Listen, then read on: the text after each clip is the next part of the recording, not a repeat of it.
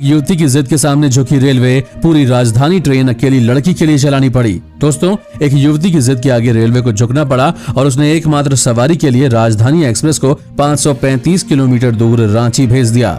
दोस्तों, रेलवे के इतिहास में शायद ये पहला मौका है जब किसी ट्रेन को सिर्फ एक सवारी के लिए सैकड़ों किलोमीटर की यात्रा करनी पड़ी हो। बनारस हिंदू विश्वविद्यालय में LLB की पढ़ाई कर रही लड़की का नाम अनन्या है और वह मुगल सराय रेलवे स्टेशन पर रांची के लिए नई दिल्ली रांची स्पेशल राजधानी एक्सप्रेस में सवार हुई। डाल्टनगंज रेलवे स्टेशन प्रबंधक अनिल कुमार तिवारी ने कहा कि अनन्या राजधानी के B3 कोच में 51 नंबर बर्थ पर बैठी थी। लातेहार जिले में रेलवे ट्रैक पर आंदोलन के कारण ट्रेन को डाल्टनगंज में रोका गया था। रेलवे बोर्ड के अध्यक्ष ने डाल्टनगंज में ही ट्रेन रोककर बसों को रांची भेजने का आदेश दिया। उनके निर्देश के बाद बसों द्वारा यात्रियों को भेजने की व्यवस्था की गई और ट्रेन को डाल्टनगंज में ही रोक दिया गया। ट्रेन के 930 यात्रियों में से 929 यात्री बसों द्वारा अपने गंतव्य के लिए रवाना हुए, लेकिन अनन्या ट्रेन से रांची जाने के लिए अडिग थी। अनन्या की जिद पर अड़े रहने के बाद रेलवे बोर्ड के अध्यक्ष को इस संबंध में सूचित किया गया। अध्यक्ष ने DRM को राजधानी से अनन्या को रांची भेजने का निर्देश दिया। उन्होंने ट्रेन में सुरक्षा के पर्याप्त इंतजाम करने को भी कहा। जानिए, इंडिया में होगी टिकटॉक की वापसी, ये कंपनियां कर रही खरीदने की तैयारी। दोस्तों, भारत में टिकटॉक की वापसी फिर से हो सकती है। टिकटॉक के भारतीय एसेट को जापानी कंपनी सॉफ्टबैंक खरीदने की कोशिश कर रही है। सूत्र के मुताबिक इसलिए वो भारतीय साझेदार भी तलाश रही है और उसकी रिलायंस जियो तथा भारतीय एयरटेल से बातचीत भी चल रही है। मीडिया रिपोर्ट्स के मुताबिक सॉफ्टबैंक ने टिकटॉक का भारतीय कारोबार खरीदने के लिए कोशिश शुरू की है और रिलायंस जियो, इन्फोकॉम तथा भारतीय एयरटेल को भी साझेदार बनने के लिए बातचीत कर रही है। हालांकि जियो और एयरटेल ने इस पर कोई भी टिप्पणी करने से इनकार किया है।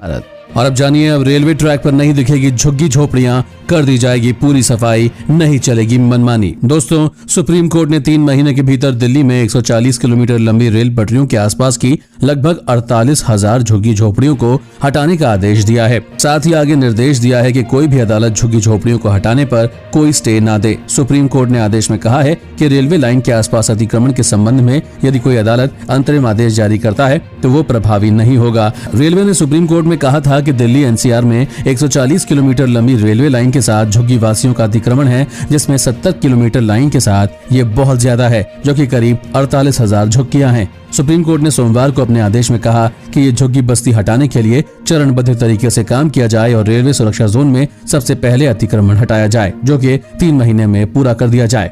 सुप्रीम कोर्ट ने जोर देकर कहा कि रेलवे लाइन के आसपास अतिक्रमण हटाने के काम में किसी भी तरह के राजनीतिक दबाव और दखल अंदाजी को बर्दाश्त नहीं किया जाएगा। और अब जानिए, कभी भी बंद हो सकती है वोडाफोन और आइडिया की सिम, जान ले ये बड़ी खबर। दोस्तों, सुप्रीम कोर्ट ने NGR टैक्स बकाया मामले में अपना फैसला सुना दिया है। इसमें टेलीकॉम कंपनी को NGR टैक्स भुगतान के लिए 10 साल का समय दिया गया है। मगर सवाल उठ रहे हैं कि क्या इस फैसले के बाद वोडाफोन और आइडिया बंद हो जाएगी और टेलीकॉम बाजार में 2 ही कंपनियां बचेगी। इस बारे में विशेषज्ञों की मिलीजुली राय है। कुछ विशेषज्ञों का मानना है कि पेरेंट कंपनी के सहयोग के बिना वोडाफोन और आइडिया पर ताले लग सकते हैं। टेलीकॉम कंपनियों को NGR बकाया की 10% रकम 31 मार्च 2021 तक चुकाना होगा। वार्षिक किस्त 7 फरवरी से पहले भरनी होगी। मार्केट एक्सपर्ट्स का मानना है कि इस फैसले का वोडाफोन और आइडिया पर बुरा प्रभाव पड़ेगा। कर्ज के बोझ तले दबी इस कंपनी पर NGR का 50,000 करोड़ रुपए से अधिक का बकाया है। यदि वर्ष के अंदर 50,000 करोड़ जाने की नौबत आ जाए तो वोडाफोन और आइडिया कंपनी पूरी तरह से ठप ही मानी जा सकती है। अगर आपको भी खबरें अपने मोबाइल पर हर दिन चाहिए तो इस चैनल को नीचे दिए गए इस लाल बटन को दबाकर सब्सक्राइब कर दें और साथ ही साइड में दिए गए इस घंटी के बटन को दबाकर इस ऑल पर क्लिक कर दें। धन्यवाद।